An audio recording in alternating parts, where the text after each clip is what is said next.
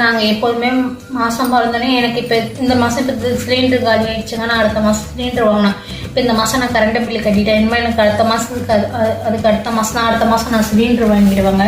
இப்படி தாங்க நாங்கள் ஒன்றொன்னே யோசிச்சு பார்த்து வாங்குவோம். அதுமாதிரி மாதம் ஃபஸ்ட்லேயே நாங்கள் வாங்கிடுவோம் மளிகை ஜாமான்லாம்.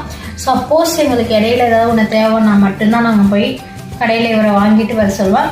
எனக்கு மற்றபடி இது போதும். அதனால் பட்ஜெட் போட்டு ஃபேமிலியை கண்டிப்பாக ரன் பண்ணாங்கன்னா கண்டிப்பாக ஃபேமிலி நல்லாயிருக்கும். அது இல்லாமல் 2 பேரும் ஃபஸ்ட்டு உட்காந்து பேசணுங்க. 2 பேர் ஒருத்தவங்க சம்பாரிச்சு கொடுத்துட்டு போயிடுவாங்க, நீ இதை பார்த்துக்கோ அப்படின்னு. அப்படியே இருக்கக்கூடாது. நம்ம வீட்டில் நடக்கிற எவ்வளோ செலவு 2 பேருக்குமே தெரியணுங்க. 2 பேருக்குமே தெரிஞ்சாதான் ஒரு குடும்பம்.